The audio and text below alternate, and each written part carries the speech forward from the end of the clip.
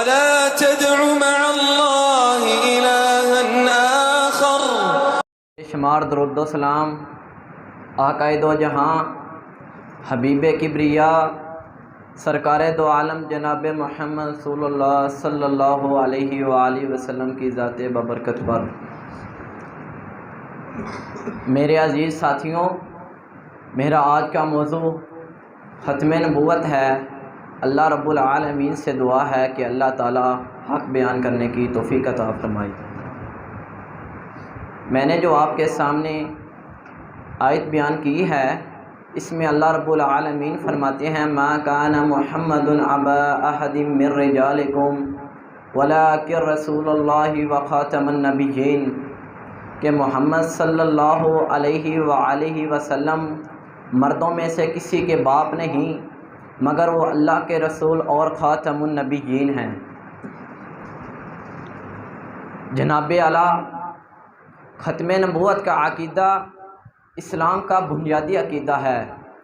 مسلمانوں نے ہر ملک اور ہر زمانے میں توحید کے بعد اس عقیدے کے متعلق گہرتے ایمانی اور مذہبی جوش کا مظاہرہ کیا، اور یہ بات غور و فکر کرنے سے بھی معلوم ہو سکتی ہے کہ اگر توحید کا عقیدہ بے منزلہ بنیاد ہے تو ختم نبوت کا عقیدہ بے منزلہ عمارت ہے۔ یہی وجہ ہے کہ مسلمانوں میں بہت سارے فرقے پیدا ہوئے اور ان میں زبردست مناظرے بھی ہوئے، مباحثے بھی ہوئے اور مجادلے بھی ہوئے، لیکن نبی علیہ الصلوۃ والسلام کے آخری نبی ہونے میں کبھی اختلاف نہیں ہوا۔ اس اختلاف کے مطابق نبی علیہ الصلوۃ والسلام نے اس بارے میں پیش گوئی فرما دی تھی کہ میرے بعد میری امت میں 30 کذاب پیدا ہوں گے، وہ سب کے سب اپنے دعوی نبوت میں جھوٹے ہوں گے، کیونکہ میں خاتم النبیین ہوں اور میرے بعد کوئی نبی پیدا نہیں ہوگا۔ اس پیش گوئی کے مطابق سرکار دو عالم جناب محمد صلی اللہ علیہ وآلہ وسلم کے بعد کئی علاقوں اور کئی ممالک میں کئی لوگوں نے نبوت کا دعویٰ کیا، لیکن میرے اللہ نے ان کو غرق کر دیا۔ آپ دیکھ لیں، پچھلی صدی کے اندر، گزشتہ صدی کے اندر ایک مرزا پیدا ہوا جس کا نام مرزا غلام احمد قادیانی تھا۔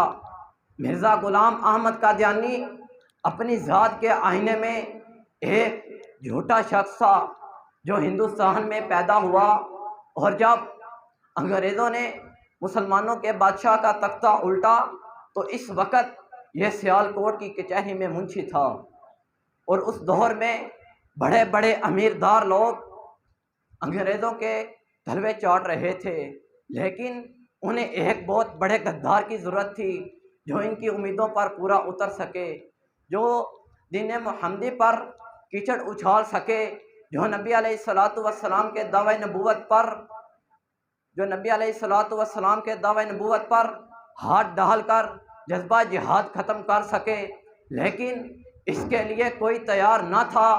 یہ بدبختی کائنات کے مرزا غلام احمد قادیانی کے مقدر میں لکھی تھی۔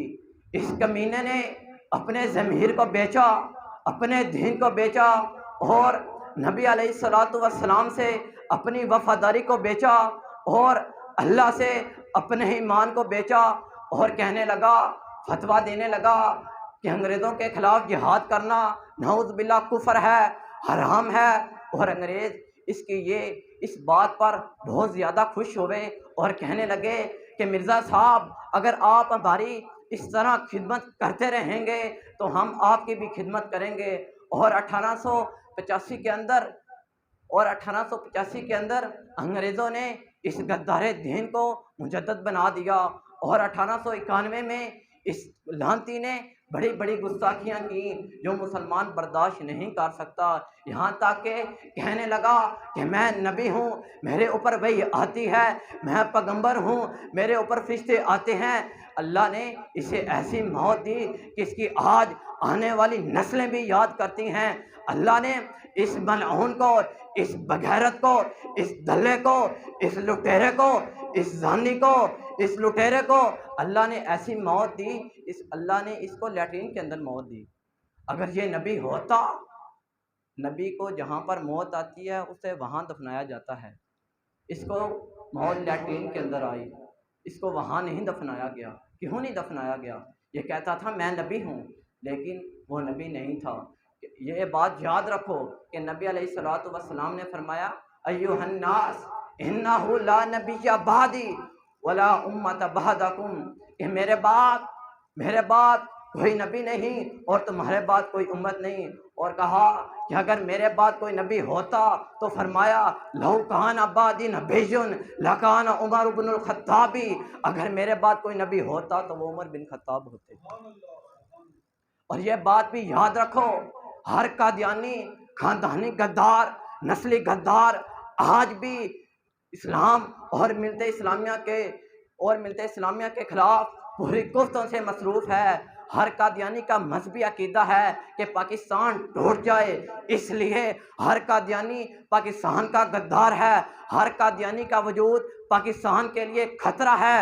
جب تک قادیانی پاکستان میں موجود ہیں پاکستان کو استحکام نہیں مل سکتا۔ جب تک پاکستان میں قادیانی موجود ہیں پاکستان میں امن و سلامتی قائم نہیں ہو سکتی۔